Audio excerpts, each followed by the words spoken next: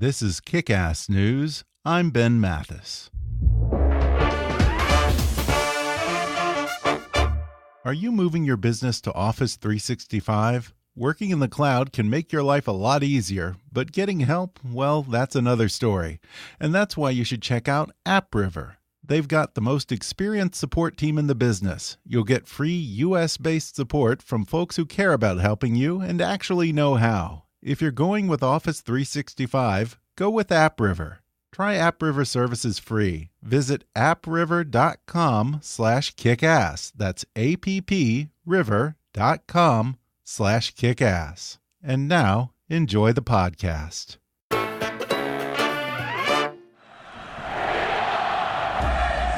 That's Joe Paterno, the winningest coach in college football history. Dad, did you know about Jerry? One of Penn State's longtime coaches, Jerry Sandusky, is charged with sexually abusing 8 boys. People think that you knew about all. How come no one's talking about the second mile? Jerry started this charity. Hundreds of children. Thousands. You should say what McQueary told you. He was distraught. It didn't make sense. People need to hear from you. What did the kid say happened? I didn't talk to the kid. So who talked to the kid? You need to step down. You need to resign before somebody does it for you. I raised millions of dollars for this university. I have a staff and a squad that can win a national championship. You want to fire me? Try it. All these people should be screaming about the victim, not Joe. You call him a legend and treat him like a legend. We are Penn State.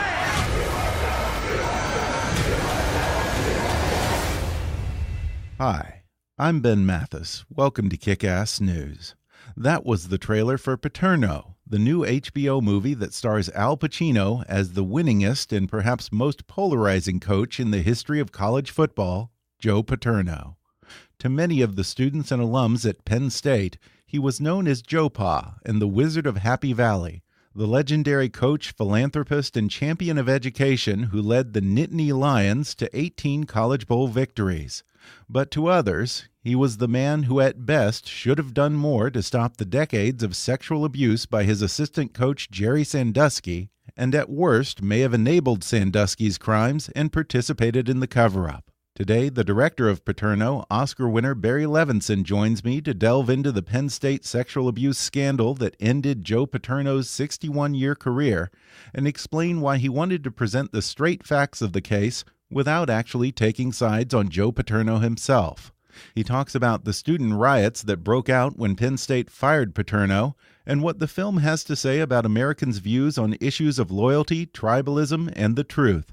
He also recalls his early days teaming up with another kind of coach, Craig T. Nelson, to form a nightclub comedy duo, writing sketches for The Carol Burnett Show, becoming a director at the urging of his mentor, Mel Brooks, and he shares behind-the-scenes stories from some of his classic films, including Diner, Tin Men, Rain Man, Avalon, and more.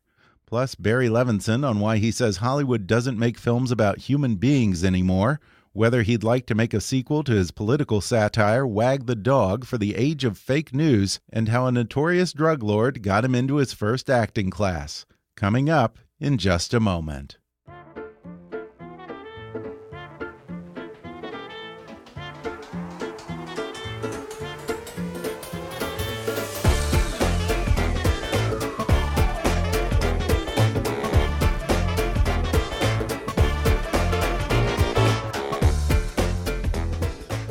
Filmmaker Barry Levinson is one of the most prolific and accomplished directors today. His credits include Diner, Tin Men, The Natural, Good Morning Vietnam, Bugsy, Avalon, Wag the Dog, Liberty Heights, The Wizard of Lies, and of course Rain Man, for which he won a Best Director Oscar, as well as television series like Homicide and Oz. Now he directs Al Pacino in a film about the events surrounding the Penn State sexual abuse scandal called Paterno, which comes out April 7th on HBO. Barry Levinson, welcome to the podcast. Thank you. Well, Barry, I have such distinct memories of seeing so many of your films over the years. Good Morning Vietnam. I can remember going to school the next day and reciting Robin Williams jokes from the movie. Bugsy, I think I saw 3 times in the theaters when I was a kid in high school, and I just thought, damn, that is what Hollywood is. Well, that's nice. So it really is such a pleasure to finally talk with you. Well, thank you. Well, you've had a very interesting path to directing because you started out acting and doing comedy, then writing movies, and finally directing. How did all that begin? As a kid from Baltimore, did you ever have dreams of going into show business? No, not at all. Not at all. Never would have entered my mind. I'm not sure that I had any ambition, period, except my biggest ambition, in a sense, was not to work in my father's appliance store. That was my goal. I used to ask him, I said, how do you, I see you like talking to somebody about a refrigerator. I mean, like for 20 minutes, how many things can you talk about a refrigerator? And I couldn't quite get it all. So I in a sense, I kind of fell into this whole thing sort of step by step. There was one time I went into the library because I got bored. You know, you hang around the hallway, you got to do something. So I went into the library, and it used to have that pointed finger that said selected reading. I followed it, and it was books about broadcasting, television. And I started to read the books. So every time I had certain classes that I didn't like, I went to the library, and I kept reading about television, and then radio, and then theater, and then film. And so for the entire year, of which I never showed up, I was reading everything about that. And then because I didn't take certain classes, I failed out of that college and then went to another college, and they had a course in television.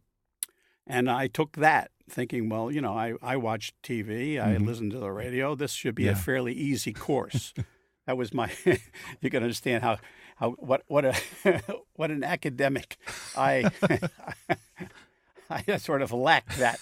It's like broadcasting seems, all right, radio, TV, I'm in for that. That can't be that hard, which led to me working at a professor took an interest and got me a job working at a television station in Washington, D.C. And is it true that the guy who took you to your first acting class and started it all ended up being the man who was the inspiration for the movie Blow? Yes. Yeah. No, George. Yeah. And, George, I mean, that's how I got into taking an acting class, because one day we were hanging out at the beach together. We became very close friends, George and I. And George said, can you give me a ride up to Hollywood because my car broke down? And I said, okay. I hadn't been up to Hollywood. I was just out in L.A. kind of wandering around. And we pulled up in front of this building, and he said, come on in. I said, well, where are you going to go? He said, I want to check out this acting class. And I said, oh, no, I'll wait in the car. And he said, no, I'll feel obligated. So I went in, and it was actually fairly exciting, and all of that. And he signed up, and he said, why don't you sign up? I said, well, I don't want to do acting. He said, it doesn't matter. It'll be fun. There's good-looking girls here and all of that type of thing, that went on. And I finally go, all right. So he kept carrying on about it. I went up the next day, and I said to the teacher that I'd like to join. I said, but I don't want to act. And he said, but this is an acting school. I said, I just want to watch. He said, no, you can't be in an acting school and watch. That doesn't work. So I ended up joining, and then George and I would go back and forth. And then George got bored. And I kept going, and it's an hour back, back and forth, et cetera. And George stopped going. And I said, George, I'm going to have to move up closer to Hollywood because this is too much driving, and you don't want to go anymore. And then I moved out, and I was trying to explain to somebody, in terms of this generation. I said, you have to understand, back in those days, there were no cell phones. There's no. Sure. So when you left and you moved out, you're literally, you may never, ever be in contact with a person again because, you keep, moving to different places and whatever, and you can't, keep in contact. So within 3 months or so, I never saw George again. And then I stayed in the acting class, which led to me doing improvisational things, which led to me working with Craig T. Nelson, and we played clubs together, doing that type of thing, which led to, writing sketches, and then it led to me writing and directing. And I said, but in a sense, it's all because of George. And someone would always say, well, what happened to George? I said, I never saw him again. And then in 2000, I went to the film with my wife and seeing this film called Blow with Johnny Depp. And it said, 1968, the beach thing. And I go, yeah, I was in 68. I was out there. I said to my wife, we're watching it. And then I hear somebody guy saying, George, hey, George. And then George Young. And I go, George Young? That's his name. And my wife said, who? I said, George. I roomed with George. He got me into acting school. She says, no. And then we're watching the movie. And then as it turns out, he became the largest cocaine dealer in North America. And that was George. Wow. And so, every actor needs a fallback plan, I mean, it's the craziest of circumstances. And he was a terrific guy. He was not like, you always assume like these, these guys all sort of super slick or whatever. He was a very sort of laid back, easy kind of guy. And, but because of him, that's how I ended up going into acting class, which literally started all of that. Now, you mentioned that when you came out to L.A., you started a comedy duo with your buddy Craig T. Nelson. I guess comedy duos were still a thing back then. You had Alan and Rossi and the Smothers Brothers. What was your routine like? It was not very good. We didn't do that kind of like the smart guy, the dumb guy. We didn't do that kind of banter. We in a sense what we did, they were almost like sort of sketches in a sense. The two of us somehow in doing some type of sketch, and we would do like a 40-minute routine, and we played clubs, and on Friday, Saturday night you do 3 shows a night, and. We did that for a while. And the interesting thing is, I didn't want to do it, but, it was a way to make some money. And Craig wanted to be an actor, and he didn't really want to do it. But we did it to just earn some money to get by on it. And it was actually very helpful because because you're doing things all the time, you begin to develop different ideas. How would you do this? How would you approach that? Which in a sense helped when we stopped doing that and moved on to other things. Yeah, and he stuck with it and, of course, went on to star in Coach, but you decided to go into comedy writing. You and your writing partner, Rudy DeLuca, wrote for a lot of the classics, The Marty Feldman Show, Tim Conway, and then The Carol Burnett Show, which broke so much comedy ground. What are some of the sketches that you guys wrote for Carol Burnett? The one that I remember was Dr. Jekyll and Ms. Hyde. And so Carol was Ms. Hyde, and Harvey was Dr. Jekyll.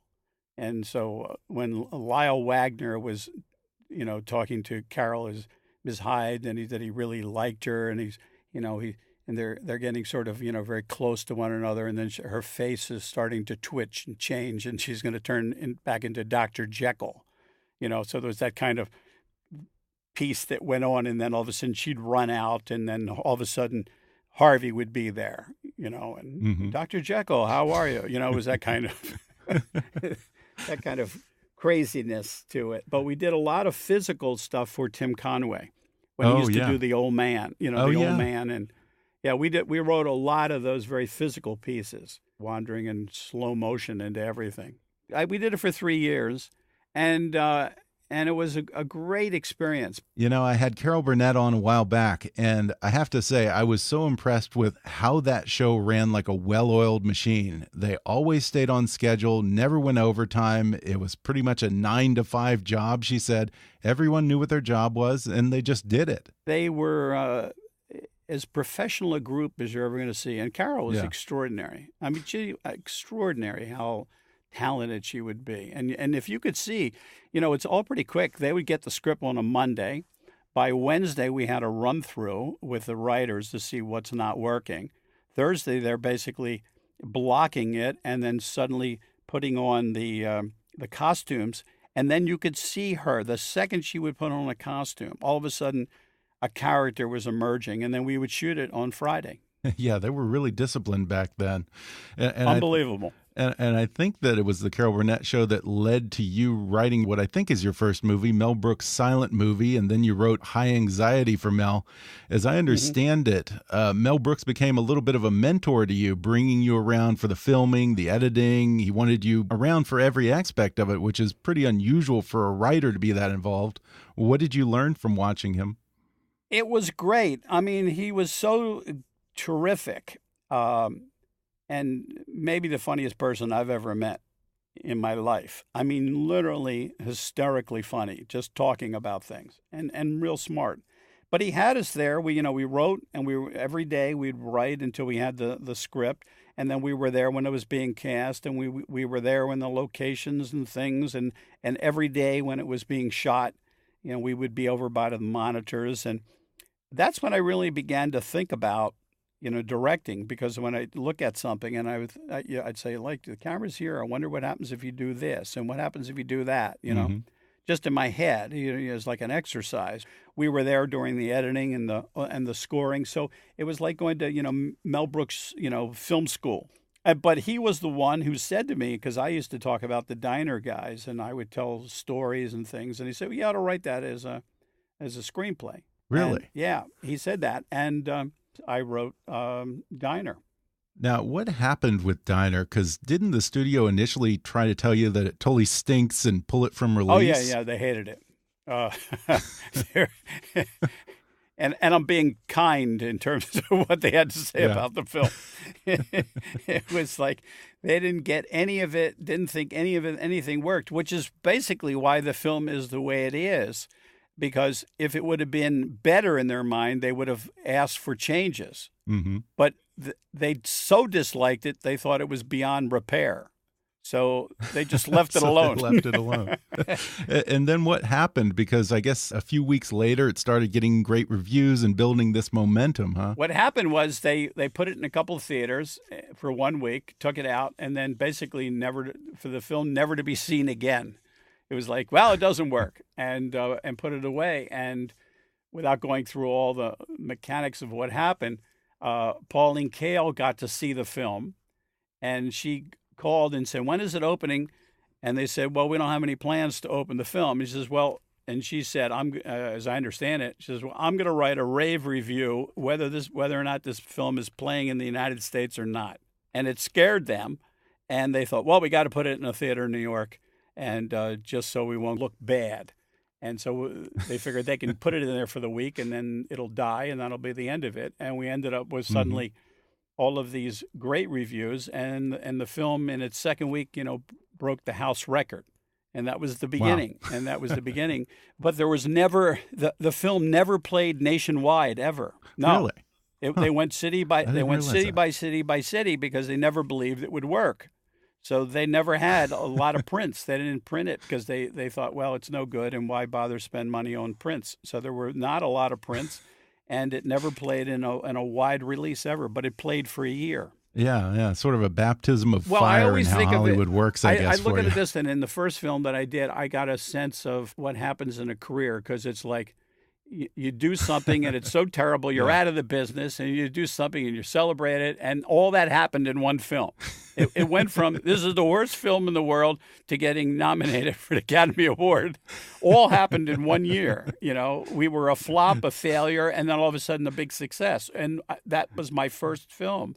Yeah, you were ready for anything after that. Yeah, exactly. Now, your next film set in Baltimore was Tin Men. I've always wondered, since you started out in comedy and you no doubt would have known this story, was Tin Men, at least in part, inspired by Rodney Dangerfield's background? No. It was inspired by this one moment when I was shooting Diner. You have an assistant director and we have extras, right? We were talking and I said, now, look, all of our young guys, the diner guys, are on the right-hand side of the diner, and to the left is where the Tin Men would sit. And he said, what? I said, the Tin Men, the guys that sold aluminum siding, they're on the left, and they'll be older. And so it stayed in my head. All of a sudden, I'm thinking about the Tin Men. And when I was finishing, Diner, I kept thinking about doing a piece on the Tin Men, to me, which was sort of like the last of It would be the last of like that Rat Pack sensibility. You know, the guys, the wheeler dealer kind of guys that would dress real, flashy and fancy, and that kind of the ones that would go to the racetrack and gamble and all of that. And that's where I began to think about it, because they were there all the time. And then I thought, well, that'd be interesting if I could explore that. And I finally got to do it. You did, I think, 4 movies in your Baltimore quartet, like Avalon and Liberty Heights, which also addressed racism and anti-Semitism in the 50s and 60s in Baltimore. Were those things that you witnessed personally growing up? Yes. Yeah. We didn't know. It's like when you're a kid, you just assume that's the way things are. Yeah.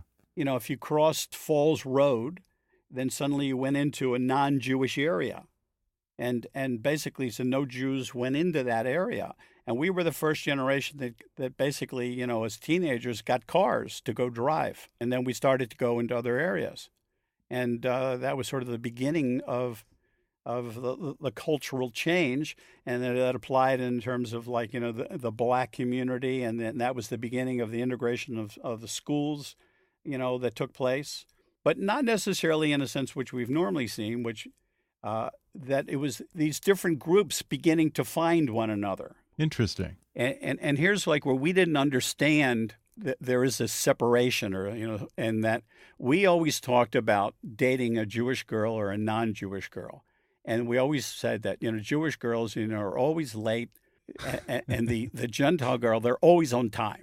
And this was the way we looked at it. And the reality is that if you go to take out, Jewish girl, and you get to the house, and then you come in, and then, well, Emily, you'll be down in a minute, and then you got to meet the father and the mother, and what does your father do? And you have this discussion, and then finally Emily comes in, you can leave. We said, on the other hand, if you go pick up the Gentile girl, you ring the doorbell, boom, the door opens up, she's ready to go, right away. The Gentile girls are always on time. What we never thought about is they were quick to get out the door because they didn't want us to come in, because then they'd have to explain, Dad, this is Barry Levinson. Right. And so that's why they were ring the doorbell. They're ready to go. They got their coat. They're heading out the door. And so we never understood that. We just thought they were punctual. What do you think when you go back to Baltimore now, especially after the Freddie Gray protests and the riots in 2015? Does it seem different to you? Yes, to a certain degree, but the seeds of all of those problems were percolating. Mm-hmm. It was building up. Yeah. For all of those aspects that were building up. And then they finally exploded. Look, they exploded in the 60s, 67 or 68, when they had the big riot in Baltimore, and then progress really wasn't made. And then all of a sudden, it leads to where things are today. We're going to take a quick break, and then I'll be back with more with Barry Levinson when we come back in just a moment.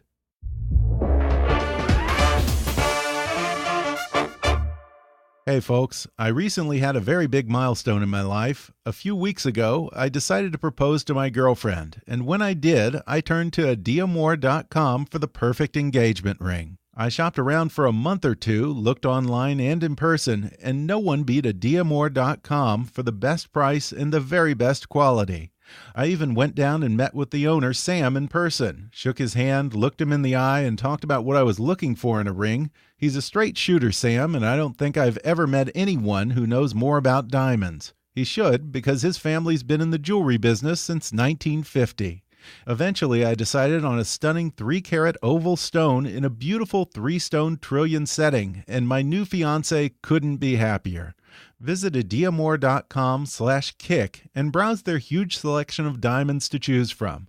You can go on their site and try different diamonds with different settings until you come up with the perfect ring for you or the woman you love.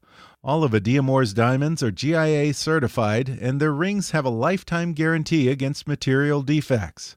Plus, Diamore even gives you 30 days to evaluate the deal and make sure that you're 100% happy with your purchase. That's because the folks at Diamore know that once you find a jeweler you can trust, you've got a jeweler for life, and you'll keep coming back year after year. But hey, don't take it from me. Take a look at the reviews on Yelp and do yourself a favor. If you're shopping for an engagement ring or a gift, even if you think you're going to buy from another dealer, before you make that big decision, you owe it to yourself to click on adiamore.com/kick, look at their selection and compare. That's adiamore.com/kick. adiamor.com/kick.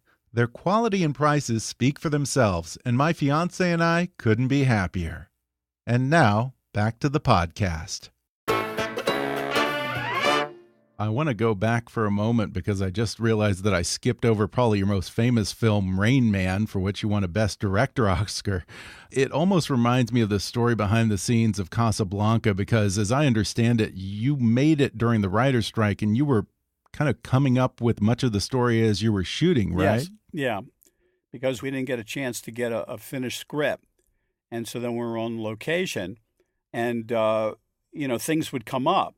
And so you said, well, what about this? Or how about if we do that? And we were shooting in continuity because we had to go across country. We went from Cincinnati and we just kept, going west. And so a lot of things began to happen in the course of doing it. So a lot of the scenes were sort of made up as we were just going across country. Give us an example. What was a moment in Rain Man that you came up with while you were filming? It's something as simple as, how do you shoot something? It was, they were saying, well, if you wanted to get to L.A., you would just take the interstate. I said, well, the interstate looks so boring. I mean, it looks boring. I mean, it just looks like you could be anywhere, right? And they said, well, if you want to get there, that's the way you got to go. And I said, well, I got an idea. Let's do a scene. There's an accident on the highway, and Raymond won't get back in the car, and he won't go on the interstate anymore because there was an accident. Yeah, and I'll know all the accidents, the number of them, whatever. He's not getting in. He's not getting back in, and that'll get us off the highway, and then we'll have to go across country through the back roads, which look more interesting, and increase the conflict between Raymond and his brother. That Charlie can't control him and have him do what he wants to be done. Is that he has certain fears and anxiety. So it actually added to the conflict of the journey by all of these roadblocks that Charlie's going to have to encounter with Raymond as you go across country. Well, before we get to Paterno, I just want to bring up Wag the Dog because I think it just celebrated its 20th anniversary. Now, there's a movie that has turned out to be downright prophetic, both when it came out and perhaps even more so today. The release of the film happened almost simultaneous to the breaking of the Clinton-Lewinsky scandal. How surreal was it for you to watch that unfold in the weeks and months after Wag the Dog opened? Well, it was very weird, to say the least, because when they showed the picture of, Monica Lewinsky wearing this beret, and we had the, this sort of, I think we called her the Firefly girl, and she was wearing a beret, and there was some reports that said that we had gone back and altered it to put a beret on her head. But we just, that was the look we had for the Firefly girl that has a beret, so I mean, so certain kind of similarities and all that stuff sort of swirled around the film in terms of that whole scandal. Yeah, Wag the Dog has become synonymous with political distraction, and there were definitely comparisons earlier last year when Trump launched the Syrian airstrike amid the Russia scandal. Today, the dog wagger has so many more tools at their disposal than they did 20 years ago. Yeah. Would you have any interest in making a sequel or an update in the age of social media, fake news, Alex Jones, Breitbart, and the like? Well, I think I think it's ripe for somebody to do something like that. The updated version, because the stakes of it just keep rising all the time. Mm-hmm. On the other hand, though, there they came up with these sort of rather devious plans. But nowadays you just can lie. Yeah, you just lie. You just that didn't happen. Yeah, and so no one ever thought that you could just lie. Right. As opposed to come up with a whole scenario, you don't even have to do that. No, that didn't happen. Or say things that just not even close to credible. Yeah. And we are, unfortunately, into a surrealistic time that I worry about, because I think what happens is when we lose trust in the system, you wonder, well, where do you go from there? If you don't believe in the media, if you don't believe in the press, if you don't believe in your government, where do you go from there? I think we are experiencing the total, complete breakdown of our whole system. Mm-hmm. And I don't know how you come back from it. I don't know how you repair it. And if you look to, those in Congress, so few speak up about that deterioration in any way that is informative. I fear for the future of this country. Yeah. I think it's a bigger problem than it's even being seen, because we're just saying we're dealing with incident. But you say, but let's look at the bigger picture.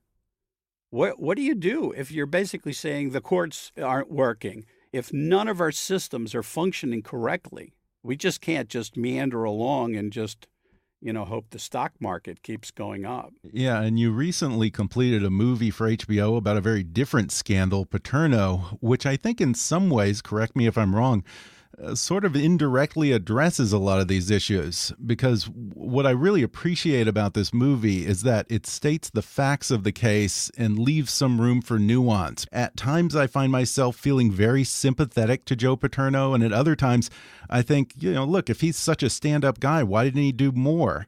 It's an interesting contrast to how we approach scandals in real time, especially today, where so many Americans are reverting to black and white interpretations of the world. They have no room for nuance, and they just want to put a person in some box that fits conveniently into their worldview. Exactly. That is a real problem. With Paterno, you try to show that, you have these moments where you're sort of sympathetic to him, and then you go, no, he had it, he didn't.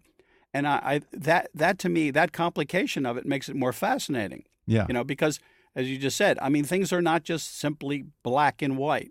And what makes it fascinating, it's one thing if you say, all right, well, all Paterno cared about was winning. If that be the case, you say, all right, now I understand. I now understand why he's going to be part of this cover-up, But he wasn't. He was this man who believed in education. He believed in all of these things and ethics, etc. That was what he supposedly talked about all the time. Yeah. That's what he was known for. He believed in his football players. 85% of them, graduated. He took pride in all of those things. And you say, well, then how did he get into this situation? And how much did he know? Or how much did he not pay attention to? What happened? And it's not just like, oh, well, it's this, end of story. No, it's complicated. And I think what we try to do is also to show his family have to be blindsided by all of a sudden one day, there's like a media circus outside on the lawn asking questions, and they don't know about anything. So they're asking him. They're just saying, Dad, what happened? They're trying to catch up with the story, which I thought had a dramatic weight to it, and also, in a sense, begins to fill in, these blanks as it goes along.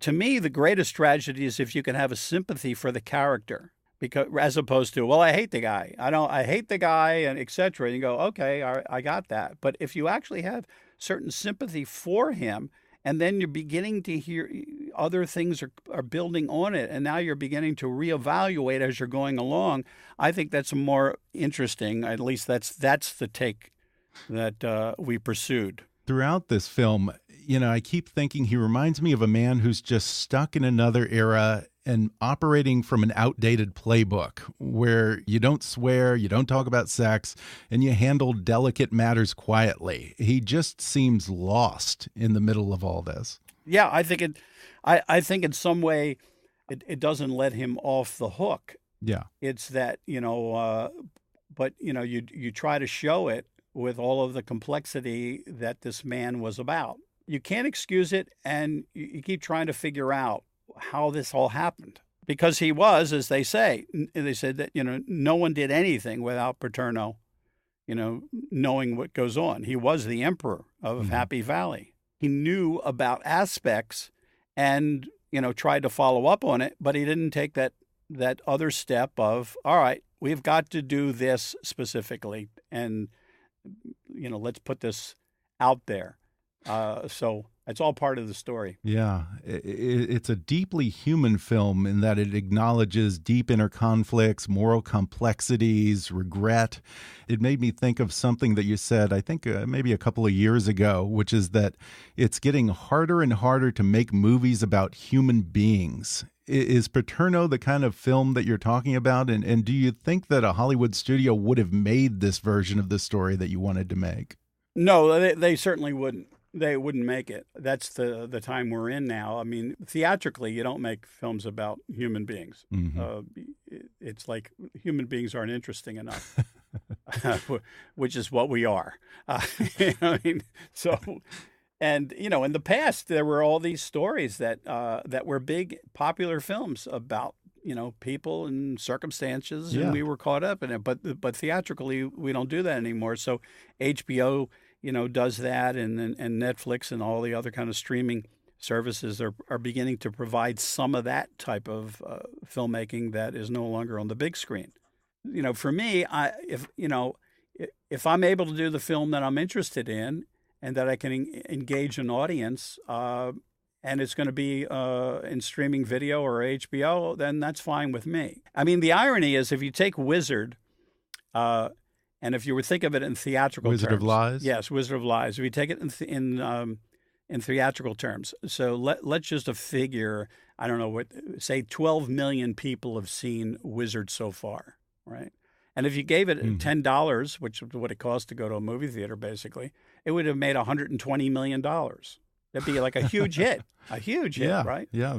And so big box office. So that's why those films that I've done, some of these HBOs, so many people can talk about it because the numbers of people who have seen it are very high. There is an audience for it. It's not like no one wants to watch it. It's just it's the change in time. So theatrical is basically more spectacle, and the HBO streaming video services have a tendency to get some more personal type of filmmaking. Now, this is, I think, your fourth biopic for HBO, if you count Phil Spector, which you didn't direct, but you executive produced. Yeah. And I've noticed that there's a phenomenon with directors who are lucky enough to have a long, successful career like yourself, Spielberg, Scorsese. It seems to me that the older a director gets, the more they're drawn to biographies. Why do you think that is? I'm not sure, although I'm not sure that I would necessarily be drawn to biography. I'm drawn to the story. As opposed to like if I would say Wizard of Lies, to me it was the real version of Arthur Miller's All My Sons. Oh yeah, I see that. Which is very very much that a father, because of money and greed, etc. Made faulty parts for the military, of which soldiers died, and one son killed himself out of the shame of it all. And so it has elements of Arthur Miller when I was thinking of Madoff. Yeah, so that, I can see that. That was sort of in my head. In the end of the day, I'm drawn to stories about people. I do like human stories. And Al Pacino gives an excellent performance as Joe Paterno. You first worked with him, I think, when you wrote And Justice for All back in, what was that, 79? Yeah. How has he changed as an actor since then? Because you've worked with him on a few movies more recently. Yeah, 4 or 5. He loves the process. He will experiment, try things. It's like, Al, what about if we try this? How about if we do that? He's always up for it. He just loves to act. He's like a guy who just started out with this great desire, as opposed to, all right, I'm going to do a film or whatever. I mean, he has such passion about the work that he does. And we've had a terrific time because, I'll throw an idea out to him, and rather than going like, well, let me think, I don't know, or whatever, we'll say, oh, what about, yeah, okay. And we'll try some things. Some things may not work, and some things suddenly you hit on a moment that maybe leads to another moment. It's fun to play around because he has such immense talent that he's up for it, and he's got enormous courage to experiment. Yeah, he's just terrific in the film. And before we wrap up, I want to talk about one of the more disturbing moments in the film, which is Paterno gets fired and Happy Valley ain't so happy anymore. You have students rioting, setting fires, turning over police cars, all in blind allegiance to Joe Paterno, either oblivious or indifferent to the reality that dozens of children had been raped. When you shot that scene, were you thinking about the tribalism and the anger and the clinging to confirmation bias that's suddenly been so prevalent in our society since the 2016 elections? Well, what happens is there are two parts to it. One is that there is the emotional component, which is, the students, all they've known about or has ever heard about is that Joe Paterno has been there forever. He is like the father. He's been there forever. So the idea that he's fired, it's like he's fired, and then everybody goes crazy, and the kids are, out there and they're demonstrating and turning over cars and setting fires, and it's a pure emotional explosion. Now, there's the reasonable aspect of it that gets lost in that night. When you finally go, oh, wait a minute, let's hold on here for a second. Let's look into this. What are the issues with Paterno? But in that one night of hearing about it, is rational thinking doesn't prevail, and not to condone it, but you understand it. It's like, they've taken away the father. Joe Pa is gone, and it's just a boom, it explodes. And then, in the clear light of the day, you begin to think about it. Now, I don't know what the feelings are in the university now in terms of how they view, Joe Paterno. There are those that are going to have a certain blind allegiance to him because of what they think of him versus what other information that it would apply. But that's all part of us, is that we have a tendency to go one way or the other, is that sometimes we don't really think about it and think it through. We just, boom, we just respond without really taking on what it's all about and the aspects and the complexity of certain things. And whatever reason, as a nation, which is also frightening, is that we are becoming so polarized that we don't even want to hear one another. And that's really dangerous. It's one thing if you disagree, but you have to be able to talk to one another as opposed to, no, it's not real. It's fake. I don't want to hear it. I don't know where we go from here. And I don't know when we were able to have serious discussions from both sides as opposed to this absolutism of extremes. Yeah, I don't know how we move forward if that's our stance. That's what I keep trying to think about is, above and beyond it. If we don't believe in anything anymore, I don't know how a nation survives and continues and is able to do the things it needs to do. Well, given how fiercely protective Paterno loyalists are, have you gotten a lot of backlash for your portrayal of him? No, but I assume it'll be some, there will be some, even though we tried to, handle this as in a way that, as I say, is not like someone once said to me very early on in the process. So what's your agenda on Paterno? And I said, I don't have an agenda. I'm just trying to tell the story with a certain degree of, humanity to the whole thing and understand the complexities of it all. Well, it's an excellent film, and it's been such a pleasure talking to you, Barry. Paterno is available on HBO, HBO On Demand, and HBO Go beginning April 7th. Barry Levinson, thanks so much for talking with me. Thanks. I appreciate it. Thanks again to Barry Levinson for coming on the podcast. One more time, Paterno is available April 7th on HBO, HBO Go, and HBO On Demand. Folks, if you're an entrepreneur, a small business owner, or even if you have a side gig, let me introduce you to Grasshopper, the entrepreneur's phone system. Grasshopper lets you send and receive calls and texts from your new business phone number. That way, you can run your business from anywhere and respond to clients quickly with Grasshopper's mobile apps. Grasshopper, sign up today. Go to grasshopper.com/kick to get $20 off your first month. Again, that's grasshopper.com/kick. If you haven't already, be sure to subscribe to Kickass News on iTunes and leave us a review. You can follow us on Facebook or on Twitter at @KickassNewsPod. And as always, I welcome your comments, questions, and ideas at comments@kickassnews.com. I'm Ben Mathis, and thanks for listening to Kickass News.